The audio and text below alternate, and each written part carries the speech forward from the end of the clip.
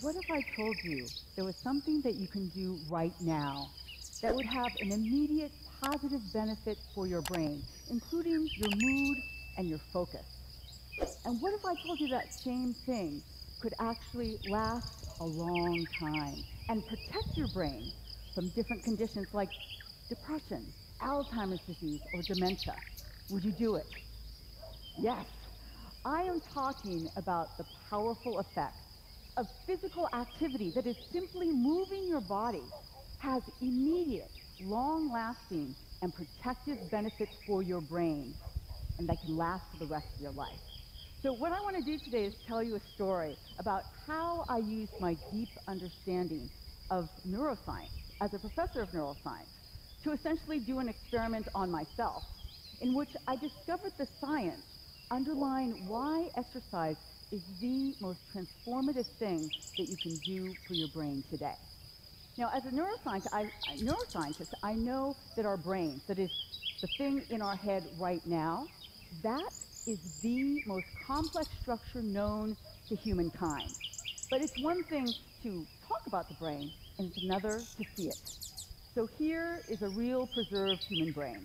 And it's going to illustrate two key areas that we're going to talk about today. The first is the prefrontal cortex right behind your forehead, critical for things like decision-making, focus, attention, and your personality. The second key area is located in the temporal lobe, shown right here.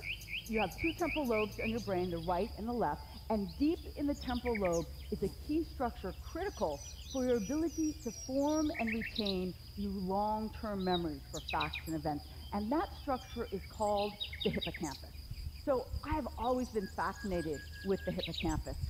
How could it be that an event that lasts just a moment, say your first kiss, or the moment your first child was born, can form a memory that has changed your brain that lasts an entire lifetime? That's what I want to understand. I wanted to start and record the activity of individual brain cells in the hippocampus as subjects were forming new memories, and essentially try and decode how those brief bursts of electrical activity, which is how neurons communicate with each other, how those brief bursts either allowed us to form a new memory or did not.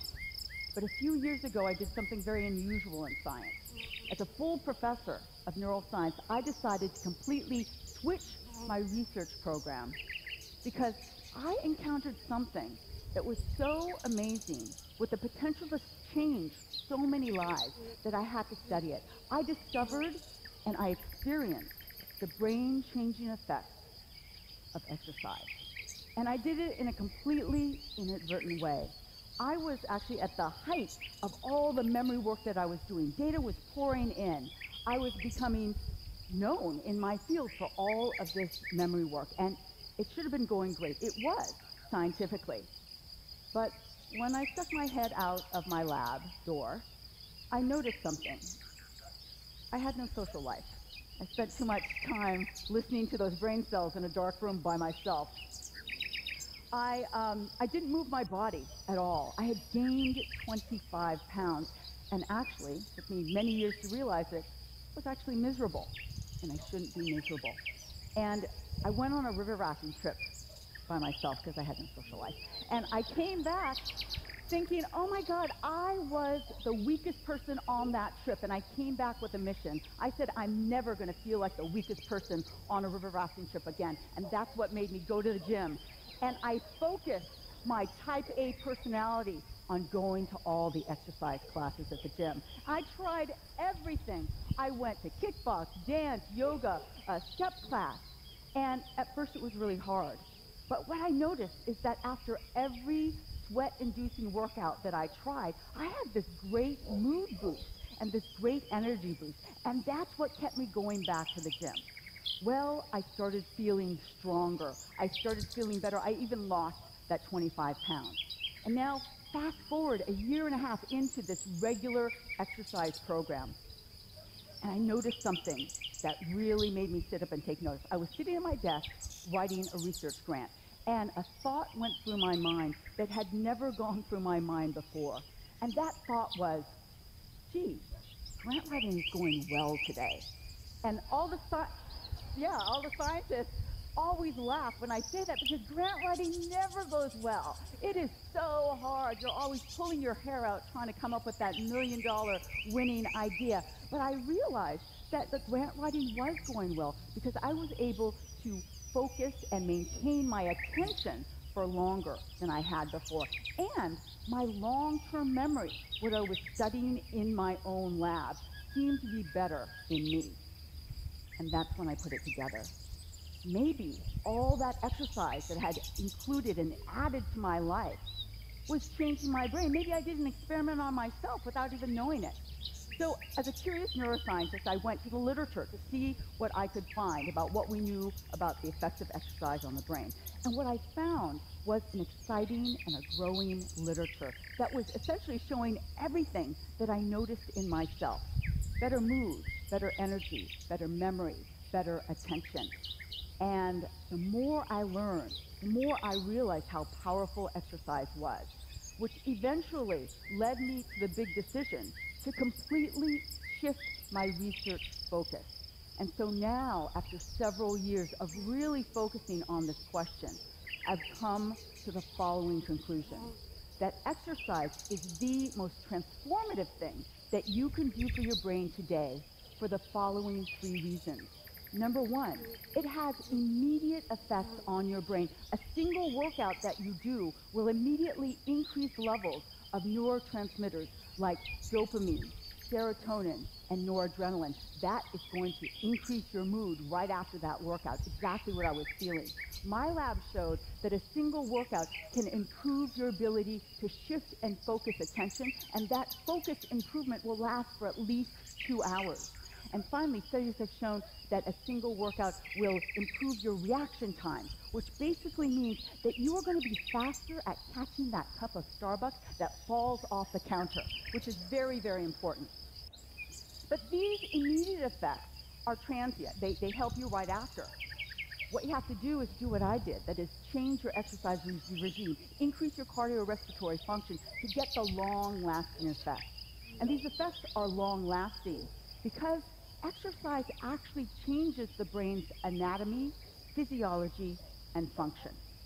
Let's start with my favorite brain area, the hippocampus. The hippocampus, or exercise, actually produces brand new brain cells in the hippocampus that actually increase its volume, as well as improve your long-term memory, okay? And that including in you and me. Number 2, the most common finding in neuroscience studies looking at the effects of exercise, long-term exercise, is improved attention function dependent on your prefrontal cortex. You not only get better focus and attention, but the volume of the hippocampus increases as well.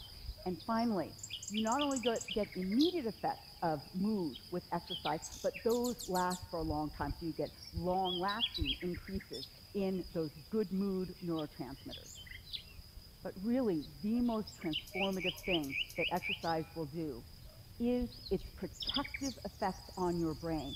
Here you can think about the brain like a muscle. The more you're working out, the bigger and stronger your hippocampus and prefrontal cortex get. Why is that important? Because the prefrontal cortex and the hippocampus are the 2 areas that are most susceptible to neurodegenerative diseases and normal cognitive decline in aging. So with increased exercise over your lifetime, you're not going to cure dementia or Alzheimer's disease, but what you're going to do is you're going to create the strongest, biggest hippocampus and prefrontal cortex, so it takes longer for these diseases to actually have an effect. You can think of exercise, therefore, as a supercharged 401k for your brain, okay? And it's even better because it's free. So this is the point in the talk where everybody says, that sounds so interesting, Wendy, but I really only want to know one thing, and that is just tell me the minimum amount of exercise I need to get all these changes. And so I'm going to tell you the answer to that question. First, good news, you don't have to become a triathlete to get these effects. The rule of thumb is you want to get 3 to 4 times a week exercise minimum 30 minutes an exercise session, and you want to get aerobic exercise in. That is, get your heart rate up. And the good news is you don't have to go to the gym to get a very expensive gym membership. Add an extra walk around the block in your power walk. You see stairs? Take stairs. And power vacuuming can be as good as the aerobics class that you were going to take at the gym.